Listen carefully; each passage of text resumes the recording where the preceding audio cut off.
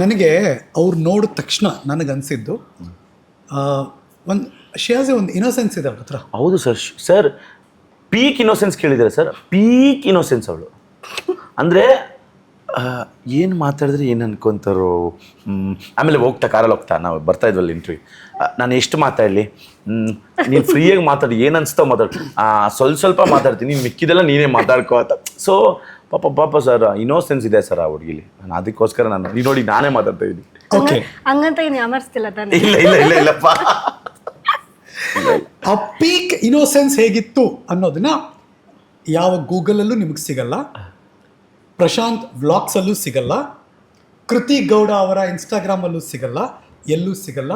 On ಹರಿಕತೆ ನ್ಯೂಸಲ್ಲಿ ಇವಾಗ ಕೃತಿ Gowda reveal ಮಾಡ್ತಾರೆ.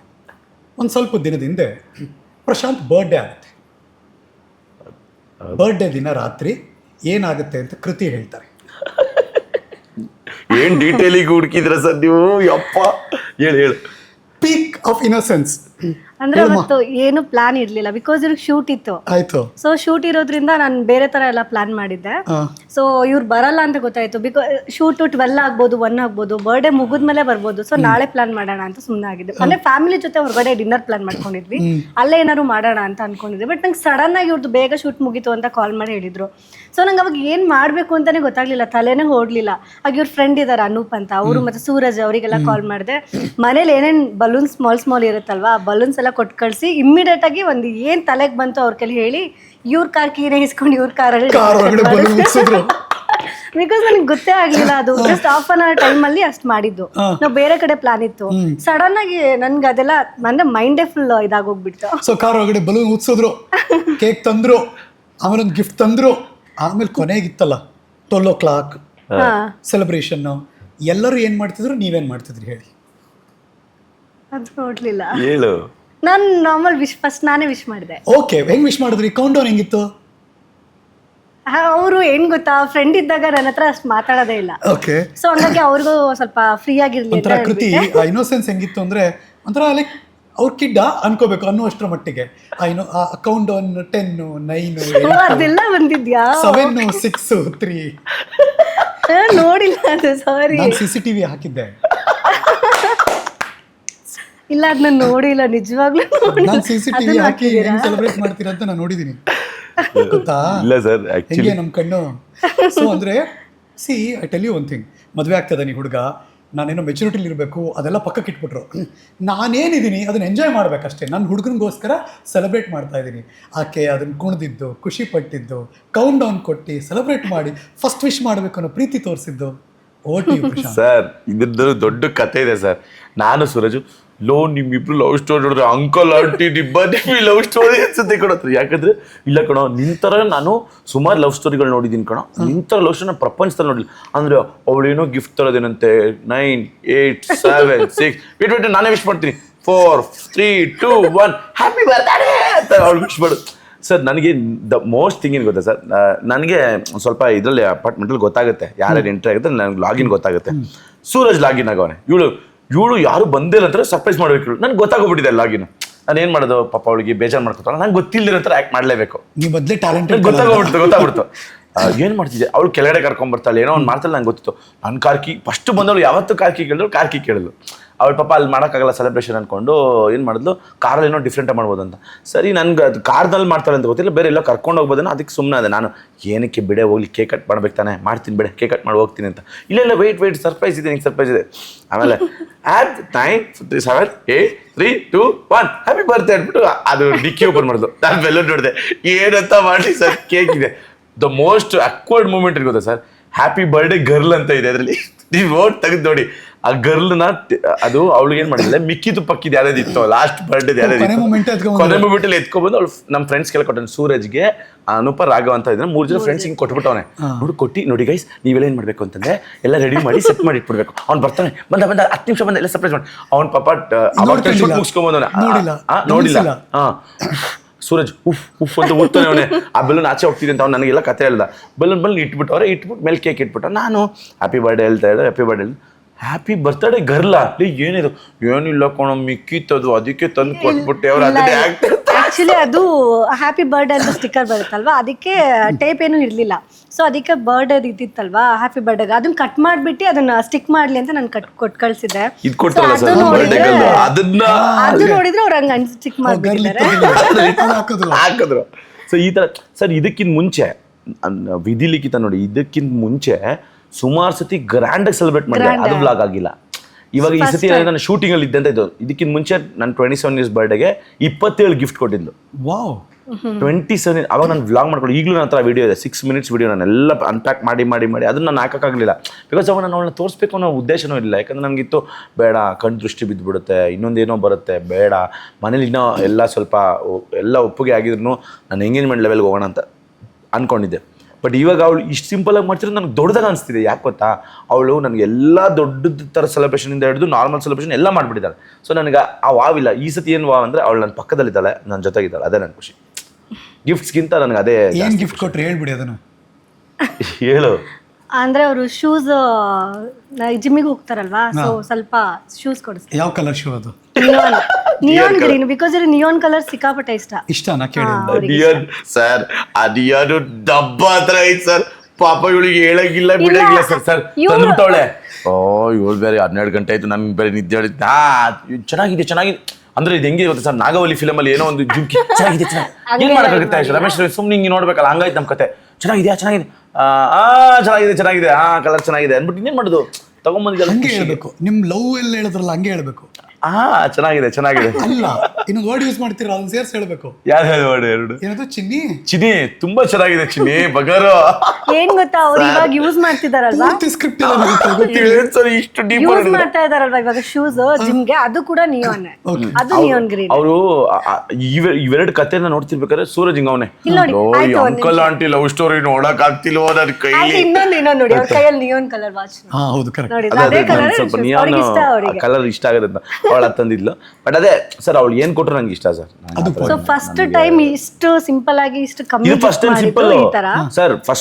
ಫಸ್ಟ್ ಬರ್ಡೇ ಸೆಲೆಬ್ರೇಟ್ ಮಾಡ್ಬೇಕಾದ್ರೆ ರಿಂಗ್ ಪ್ರೆಸೆಂಟ್ ಮಾಡಿದ್ಲು ಫಸ್ಟ್. ಅಂದ್ರೆ 5 ವರ್ಷಕ್ಕೆ ಮುಂಚೆ. 5 ವರ್ಷಕ್ಕೆ ಮುಂಚೆ 5 ವರ್ಷಕ್ಕೆ ಫಸ್ಟ್ ಅಲ್ಲಿ 5 ವರ್ಷ ಫಸ್ಟ್ ಬರ್ಡೇ. ಲಾಸ್ಟ್ ಇಯರ್ ಅಲ್ಲ, ಲಾಸ್ಟ್ ಇಯರ್ ಅಲ್ಲ, ಅದಕ್ಕೆ ಐ ಲವ್ ಯು ಹೇಳಿ 3 ವರ್ಷದ ಮುಂಚೆ. ಫಸ್ಟ್ ರಿಂಗು ಸೆಕೆಂಡ್ ಅವಳು ನನಗೆ ಒಂದು ರಿಂಗ್ ಇನ್ನೊಂದು ರಿಂಗ್ ಕೊಡ್ಸಿದ್ಲು ನೆಕ್ಸ್ಟ್ ವರ್ಷದ ಬರ್ಡೇ. ಆಮೇಲೆ ರಿಕ್ಲೈನರು ಮತ್ತೆ ನನಗೆ ನಾನು ಶೂಟ್ ಎಲ್ಲ ಮುಗಿಸ್ಕೊಂಡ್ ಬಂದಿರ್ತೀನಿ, ನನಗೆ ಮಸಾಜರ್ ಬೇಕು ಅಂತ ಹೇಳಿದ್ದೆ, ಮಸಾಜರ್ ಸರ್ಪ್ರೈಸ್ ಮಾಡಿದ್ಲು. ಅದಾದ್ಮೇಲೆ 27 ಇಯರ್ಸ್ಗೆ 27 ಗಿಫ್ಟ್ಸ್. ಇಂಥದ್ದು ಅನ್ನಂಗಿಲ್ಲ ಸರ್, ವಾಚು ಶರ್ಟು ಶೂ ಅದು ಇದು ಜಪ್ಪ 27 ಗಿಫ್ಟ್ ಓಪನ್ ಮಾಡಕ್ಕೆ 6 ನಿಮಿಷ ಆಯ್ತು. 6-7 ನಿಮಿಷ ತೆಗಿತಾನೆ ಆ ವಿಡಿಯೋ ನನ್ನ ಹತ್ರ ಈಗಲೂ ಇದೆ. ತೆಗಿತಾನೆ ಇದ್ದೀನಿ 27 ಗಿಫ್ಟು. ಪ್ರಶಾಂತ್ ಬೋದ್ ಗಾಜ್ ಹಾಕೊಂಡು ಹುಡ್ಕಿದ್ರು ಇಂಥ ಹುಡುಗಿ ಸಿಗಲ್ಲ. ಹೌದು ಸರ್, ಖುಷಿ ಸರ್ ನನಗೂ. And she will celebrate sir. ನನಗೆ ಆಮೇಲೆ ನನಗೇನೋ ಒಂದು ಚಿಕ್ಕದಾಗಿ ಇದೊಂದು ಇಷ್ಟ ಅಂತ ಹೇಳಿರ್ತೀನಿ, ಅವಳಿಗೆ ಅದು ಕಷ್ಟ ಆಗುತ್ತೆ ಅಂತ ಗೊತ್ತಿದ್ರು ಅವಳು ಅದೆಷ್ಟೇ ಕಷ್ಟಪಟ್ಟರು ತೊಗೊಂಬರ್ತಾಳೆ.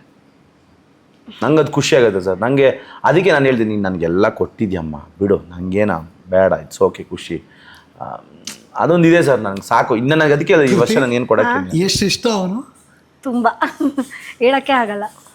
ಬಿಕಾಸ್ ನಂಗೆ ಸ್ಟಾರ್ಟಿಂಗಿಂದ ನಾನು ಹೇಳ್ತಿದ್ದೆ, ನಂಗೆ ಅವ್ರು ತುಂಬ ಚೆನ್ನಾಗೇ ಕಾಣಿಸಿದ್ದಾರೆ. ಅಂದರೆ ಅವ್ರ ಕೇರ್ ಆಗಿರ್ಬೋದು, ಲವ್ ಆಗಿರ್ಬೋದು, ಒಂದು ಹುಡುಗಿಗೆ ಏನೇನು ಬೇಕೋ ಕಂಪ್ಲೀಟ್ ಅವರಲ್ಲಿ ನನಗೆ ಸಿಕ್ಕಿದೆ. ಎಲ್ಲಿ ಹೋದ್ರೂ ಬಿಡಲ್ಲ ಸರ್. ನಾನು ನನಗೆ ಗೊತ್ತಿಲ್ಲ ಬೇರೆ ಕಡೆ ಹೆಂಗೆ ಇರ್ತಾರೆ ಹೆಣ್ಮಕ್ಳು ಅಂತ, ಬಟ್ ಕೆಲವು ಹೆಣ್ಮಕ್ಳಿಗೆ ಅವ್ರ ಫ್ರೆಂಡ್ಸ್ ಜೊತೆ ಹೋಗ್ಬೇಕು, ಅಲ್ಲಿ ಹೋಗ್ಬೇಕು, ಇಲ್ಲಿ ಹೋಗ್ಬೇಕು. ಸರ್ ನಂದು ಅವಳು ಹೆಂಗಿದೆ ಅಂದರೆ, ನನ್ನ ಫ್ರೆಂಡ್ಸ್ ಎಲ್ಲ ಅವಳು ಮ್ಯೂಚುವಲ್, ಅವಳ ಫ್ರೆಂಡ್ಸ್ ಎಲ್ಲ ನನಗೆ ಮ್ಯೂಚುವಲ್. ಎಲ್ಲೇ ಹೋದ್ರೆ ನಾವಿಬ್ಬರು ಬರಲೇಬೇಕು. ಅವಳಿಗೆ ಗೊತ್ತಾ, ನೀನು ಎಲ್ಲೋದ್ರು ನನ್ನ ಮಾತ್ರ ಬಿಟ್ಟೋಗ್ಬೇಡ, ನಾನು ಹಿಂದೆ ಬಾಲ ಥರ ಬರ್ತೀನಿ, ಎಲ್ಲೋದ್ರೂ ಇರ್ತಾಳೆ ಸರ್. ನಾನು ಹೇಳ್ತೀನಿ ಇಲ್ಲೆಲ್ಲ ನೀನು ಬೇಡ ಕಣೆ, ಇಲ್ಲ ಏನಿಲ್ಲ ಮದುವೆ ಆದ್ಮೇಲೆ ನೀನು ಕರ್ಕೊಂಡು ಹೋಗ್ಲೇಬೇಕು, ನಾನಂತೂ ನಿಂದೆ ಬರ್ತೀನಿ, ನಾನು ಸೈಲೆಂಟಾಗಿ ಇರ್ತೀನಿ, ನಾನು ಏನೋ ಮಾತಾಡಲ್ಲ. ಅವ್ಳು ಏನಕ್ಕೆ ಅಂದರೆ, ನೀನು ಆ 2 hours ನಿನ್ನ ನೋಡ್ಕೊಂಡಿರ್ಬೋದು, ನಿನ್ನ ಜೊತೆ ಇರ್ಬೋದು. ನಾನು ಹೇಳೋದು ನಂಗೆ ಒಂಟೆ ಬರ್ತದೆ, ನಾನು ಅಷ್ಟೊಂದು ದಿನ ಚೆನ್ನಾಗಿಲ್ವಲ್ಲ ಇವಳು, ಯಾಕೆ ಇಷ್ಟು ಓವರ್ ಬರ್ತಾವಳೆ, ನಾನು ಅದನ್ನು ಯೋಚನೆ ಮಾಡ್ತಿರ್ತೀನಿ ಸರ್. ರಿಯಾಲಿಟಿ ನಾನು ಹೇಳ್ತೀನಿ, ನಾನು ಯಾವ ಯೂನಿವರ್ಸಲ್ಲಿ ಇದ್ದೀನಿ ಇವಳಿಗೆ ಹೇಳ್ತಾ ಇದ್ದೀನಿ ನೋಡೋಣ ಏನಕ್ಕೆ. ಆಮೇಲೆ ಇವಾಗ ನಾವೆಲ್ಲ ಹೋಗಬೇಕು, ನಾನು ಒಂದು ಕೆಲಸ ಮಾಡು, ನಾನು ಆನ್ ದೇ ಹೋಯ್ತಾ ಬಿಡು, ನೀನೇ ಹೋಗ್ಬೋದಲ್ಲ ಕ್ಯಾಬ್ ಗೀಬ್ ಮಾಡ್ಕೊಂಡು ಅಂತ. ಇಲ್ಲ ನನಗೆ ನನ್ನ ಫ್ರೆಂಡ್ ಮನೆ ಇದೆ. ಆ್ಯಕ್ಚುಲಿ ಫ್ರೆಂಡ್ ರೀಸನ್ ಅಲ್ಲ, ಇಲ್ಲಿಂದ ಅಲ್ಲಿ ಹೋಗೋಕ್ಕೆ ಒಂದು 25 ನಿಮಿಷ ಆಗುತ್ತಲ್ಲ ಕಾರಲ್ಲಿ, ಅಲ್ಲಿ ಅವಳು ನನ್ನ ಜೊತೆ ಟೈಮ್ ಸ್ಪೆಂಡ್ ಮಾಡ್ಬೋದು ಅಂತ. 25 ನಿಮಿಷ ಟೈಮ್ ಸ್ಪೆಂಡ್ ಮಾಡ್ಬೋದಲ್ಲ ಅಂತ ಅಲ್ಲಿ ಹೋಗ್ತಿರೋದವಳು. ನಾನು ಹೇಳಿದ್ ಯಾಕೆ ನೀನು ಹಿಂಗಿದ್ಯಾ, ಹೋಗಿ ಸುತ್ತಾಡು ಫ್ರೆಂಡ್ಸ್. ನಾನು ಹೇಳ್ತೀನಿ ಫ್ರೆಂಡ್ಸ್ ಜೊತೆ ಹೋಗು, ಪಾರ್ಟಿಗೆ ಹೋಗು, ಎಂಜಾಯ್ ಮಾಡು, ಹೊಸ ಫ್ರೆಂಡ್ಸ್ ಮಾಡ್ಕೋ. ನನಗೆ ಯಾರು ಬೇಡ, ನೀನೊಬ್ಬ ಇದ್ರೆ ಅವಳು ಒಂದು ಪಾರ್ಟಿ ಇಲ್ಲ, ಏನು ಎಲ್ಲೂ ಹೋಗಲ್ಲ ಸರ್, ನನ್ನ ಜೊತೆನೇ ಇರ್ತಾಳೆ. ಅದೇನ್ ಖುಷಿನಾ ಅಲ್ಲ, ಬೇಜಾರು ಅಲ್ಲ ಸರ್, ನಂಗೆ ಸಾಕು ಗುರು ಇಷ್ಟೊಂದು ನಾನು ಹೇಳೋದು ಓವರ್ ಅನ್ನಿಸ್ತಿದ್ಯಾ? ಈ ತರ ಇನ್ನೂ ಅನ್ನೋದು ನನಗೆ ಅದಿದೆ ಸರ್. ನಂಗೆ ಆ ಫೀಲ್ ಅಂದ್ರೆ ನಾನು ಈಗ ನೋಡಿದೀವಲ್ಲ ಸರ್, ಎಷ್ಟು ಅಪ್ಡೇಟೆಡ್ ಇದ್ದಾರೆ. ಹುಡುಗ ಒಂಥರ ಅಪ್ಡೇಟ್ ಆಗಿದೆ, ಹೆಣ್ಮಕ್ಳು ಒಂಥರ ಅಪ್ಡೇಟ್ ಇದ್ದಾರೆ. ಈ ತರ ಎಲ್ಲಿದ್ದಾರೆ ನನಗೆ ಅದೊಂದು ಇದೆ, ಅದು ಯಾವಾಗಲೂ ಕಾಡ್ತಾ ಇರುತ್ತೆ. ಏನಕ್ಕೆ ಹಿಂಗೆ ಆಡ್ತವಳೆ ಏನು ಅಂತ ನನಗೆ ಯಾವಾಗಲೂ ಕಾಡ್ತಾ ಇರುತ್ತೆ ಸರ್. ಬಟ್ ಈಗಲೂ ಅಷ್ಟೇ, ಈಗ ಎಂಗೇಜ್ಮೆಂಟ್ ಆದ್ಮೇಲೆ ಅದು ಏನೂ ಬದಲಾಗಿಲ್ಲ. ಅವಳು ಒಂದು ಫೋನ್ ಹಾಕ್ಲಿಲ್ಲ, ಅವಳನ್ನ ನೋಡಿಲ್ಲ, ಬಂದು ಶೂಟಿಂಗ್ ದಿವಸ ನೋಡಿಲ್ಲ ಅಂದ್ರೆ ಸ್ವಲ್ಪ ಬೇಜಾರು. ನೀನು ಬಂದು ನೋಡಿಲ್ಲ ಅಂದ್ರೆ ಈ ಹಠ ಇಲ್ಲ. ಈಗ ನಿಮ್ಗೆ ಒಂದು ಮುಗ್ಧತೆಯಿಂದ ಕೇಳ್ಬಿಟ್ರೆ ನಿಮ್ಗೆ ಹೆಂಗ್ ಅನ್ಸ್ಬಿಡುತ್ತೆ ಹೇಳಿ, ಈಗ ಹೋಗ್ಲೇಬೇಕಿಲ್ಲಪ್ಪ, ಹೋಗ್ಬಿಡೋಣ, ಬೇಜಾರು ಮಾಡ್ಕೊಂಡ್ಬಿಡ್ತಾಳೆ, ರಾತ್ರಿ ಒಂದು ವಿಸಿಟ್ ಹಾಕ್ಬಿಟ್ಟು ಹೇಳ್ಬಿಟ್ಟು ಹೋಗ್ಬಿಡ್ತೀನಿ ನನ್ನ ಮನೆಗೆ. ಅದೊಂಥರ ಖುಷಿ. ಎಷ್ಟೋದಾದ್ರು ಪರವಾಗಿಲ್ಲ ಮೀಟ್ ಮಾಡ್ಬೋದು. ಫಸ್ಟ್ ಮೀಟ್ ಆಗ್ತಿದ್ದು ಜಾಸ್ತಿ KFC ಕರ್ಕೊಂಡು ಹೋಗ್ತಾ ಇದ್ರು, ಅವ್ರಿಗೆ KFC ಇಷ್ಟ ಆಯ್ತಂತ. ಆಮೇಲೆ ಬರೀ ಮೂವೀಸ್ ಆ ಥರನೇ. ಸರ್ ಮೂವಿ ಕತೆ ಕೇಳ್ತೀರಾ ಸರ್? ಸರ್ ಇವಾಗ ಸಿನಿಮಾ, ಇವಾಗ ನಾನು ನಿಮ್ಮ ಸಿನಿಮಾ ಕರ್ಕೊಂಡು ನೀವು ಏನು ಅಂತೀರಾ, ಯಾವ ಸಿನಿಮಾ ಅಂತ ಕೇಳ್ತೀರಾ. ಅವಳಿಗೆ ಯಾವ ಸಿನಿಮಾ, ಯಾವ ಹೀರೋ ಏನು ಗೊತ್ತಿಲ್ಲ. ಎರಡೇ, ಒಂದು ನನ್ನ ಜೊತೆ ಇರ್ತೀನಿ ಅಂತ ಇಂಟರ್ವಲ್ ಒಂದು ಮೋಮೋಸ್ ಕೊಡ್ತಾರೆ. ಮೋಮೋಸ್ ಈ ಇಂಟರ್ವಲ್ಗೆ ಹೋಗ್ತೀವಲ್ಲ, ಇಂಟರ್ವಲ್ ಮೋಮೋಸ್ ತಿನ್ಬೋದು ಅಷ್ಟೇ. ಅವಳು ನೀ ಯಾವ ಸಿನಿಮಾಗೆ ಹೋಗ್ತೀರಾ, ಯಾರು ಹೀರೋ ಏನೂ ಕೇಳಲ್ಲ ಸರ್. ಈ ತರನೂ ಒಂದು ಕ್ಯಾರೆಕ್ಟರ್ ಇದೆಯಾ ಅಂತ ಯೋಚನೆ ಸರ್ ನನಗೆ ಅದೇ ಯೋಚನೆ ಆಗೋದು. ಈಗಲೂ ನಿಮ್ಮ ಇಂಟರ್ವ್ಯೂ ನಾನು ಹೇಳ್ತೀನಿ ಕೇಳಿ, ಹೆಂಗೆ ಯೋಚನೆ ಈ ಥರ ಬೇರೆಯವರಾದ್ರೂ ಕೇಳ್ತಾರೆ ಸರ್. ಈಗ ಹೆಣ್ಮಕ್ಳು ಏನು ಮಾಡ್ತಾರೆ, ಎಲ್ಲ ಹೋಗ್ತಿದ್ದೀವಿ, ಹೇಗೆ ಹೋಗ್ತಿದ್ದೀವಿ, ಏನೋ ಎಷ್ಟೊತ್ತು ಬರ್ತೀವಿ, ಇದು ಏನೋ ಕೇಳಲ್ಲ ಸರ್. ನಾನು ಇದ್ಬಿಟ್ರೆ ನೀನು ಎಷ್ಟೊತ್ತಾದ್ರೂ ಇರೋ. ಸೊ ತೆರೆ ಮೇಲೆ ಯಾರಾದ್ರೂ ಹೀರೋ ಇರಲಿ, ನನ್ನ ಪಕ್ಕ ಕೂತಿರೋ ಹೀರೋ ಇಂಪಾರ್ಟೆಂಟ್. ಹೌದು, ಅದಿದೆ ಅವಳಿಗೆ, ಅದಿದೆ. ಅದು ಅವಳಿಗೆ ಫೇವ್ರೇಟ್ ಯಾರು ಗೊತ್ತಾ ಸರ್? ಕಿಚ್ಚ ಸುದೀಪ್ ಸರ್. ನನಗೂ ಅವಳಿಗೂ ಸೇಮ್ ಟೇಸ್ಟ್. ನನಗೂ ಸುದೀಪ್ ಸರ್ ಇಷ್ಟ, ಅವಳಿಗೂ ಸುದೀಪ್ ಸರ್ ಇಷ್ಟ. ಸುದೀಪ್ ಸರ್ ಮೂವಿಗೆ ಮಾತ್ರ ನೋಡಿ, ಸುದೀಪ್ ಸರ್ ಮೂವಿಗೆ ಫಸ್ಟ್ ಶೋ ಕರ್ಕೊಂಡು ಹೋಗ್ಬೇಕಲ್ಲ. ಸೊ ನನಗೂ ಅದೇ ಕ್ರೇಜು. ಫಸ್ಟ್ ಯಾವುದೇ ಸಿನಿಮಾ ಹತ್ರ ಹೋಗ್ತೀವಿ. ಈ ನಮ್ಮ ಕಡೆ ಈಡು ಜೋಡು ಅಂತಾರೆ ಗೊತ್ತಾ, ಹಳ್ಳಿ ಕಡೆ. ನೀವು ಹಂಗಿದ್ದೀರಾ ಇಬ್ರು ಈಗ ಹೇಳ್ ಮಾಡಿಸ್ದವ್ರು ಅಂತ. ಹೌದು ಸರ್. ಫಸ್ಟ್ ಸಿನಿಮಾ ನಾವಿಬ್ರು ಹೋಗಿದ್ದು ಈಗಲೂ ನೆನಪಿದೆ. ಕೋಟಿಗೊಬ್ಬಟ್ಟು ಸುದೀಪ್ ಸರ್ ಫಸ್ಟ್ ಸಿನಿಮಾ. ನಾವು ಕಮಿಟ್ ಆಗಿ ನೆಕ್ಸ್ಟ್ ಒಂದಷ್ಟು ವಾರ ಆದ್ಮೇಲೆ ಹೋಗಿದೆ ಕೋಟಿಗೊಬ್ಬಟ್ಟು. ಅವಾಗ ಮಾಸ್ಕ್ ಹಾಕೊಂಡು ಹೋಗ್ತಿದ್ವಿ ಸರ್. ಅವಾಗ ತುಂಬಾ ಭಯ, ಏನ್ ಅನ್ಕೊಂತಾರೋ, ಏನು ಮಾತಾಡ್ತಾರೋ. ಆಮೇಲೆ ಈಗ ಏನಾಗಿದೆ ಗೊತ್ತಾ ಸರ್, ಈಗ ಪ್ರಪಂಚ ಹೆಂಗಾಗ್ಬಿಟ್ಟಿದೆ ಅಂದ್ರೆ ನನ್ನ ಸ್ವಂತ ತಂಗಿ ಜೊತೆ ಹೋಗ್ತಿದ್ರೆ ಜನ ಮಾತಾಡ್ತಾರೆ. ಅವ್ರಿಗೆ ಗೊತ್ತಿರಲ್ಲ ಯಾರು ಏನು, ಅವ್ರ ಫ್ಯಾಮಿಲಿ ಜೊತೆ ಹೋಗ್ತಿದ್ದಾರೆ ಇನ್ನೊಂದು ಅಂತ. ಸೊ ಈ ಥರ ಎಲ್ಲ ಮಾತಾಡೋರು ಇದ್ದಾರೆ. ಬಟ್ ನಂಗೊಂದು ಭಯ ಇರೋದು, ಯಾರು ಏನು ಅನ್ಕೊಂಡ್ಬಿಡ್ತಾರೋ ಏನಂತ. ಬಟ್ ಈಗ ಭಯ ಇಲ್ಲ ಸರ್, ಖುಷಿಯಾಗಿ ಹೋಗ್ತೀನಿ. ಆಮೇಲೆ ನನಗೆ ಇವಾಗೆಲ್ಲ ಮುಂಚೆ ನಾವು ಹಿಂಗೆ ಕೈ ಹಿಡ್ಕೊಂಡು ಹೋಗ್ತಾ ಇರ್ತೀವಲ್ಲ, ಮುಂಚೆ ಭಯ ಪಡುವೆ. ಅಯ್ಯೋ ಇವಳು ಹೇಳಲು ಕೈ ಹಿಡ್ಕೋ ಪಬ್ಲಿಕಲ್ಲಿ ಇಟ್ಕೊಳ್ಳಲ್ಲ. ನನಗೆ ನಾವೆಲ್ಲ ಸ್ವಲ್ಪ ಮುಜುಗರ ಆಗುತ್ತೆ. ನಾನು ಮುಂದೆ ಹೋಗ್ತಿದ್ದೆ, ಅವಳು ಹಿಂದೆ ಬರ್ತಾ ಇರ್ತಾಳೆ. ಪಾಪ ಬಸ್ಸಿನಿಂದ ಬಾಲ ಬಂದಿರ್ತಾಳೆ.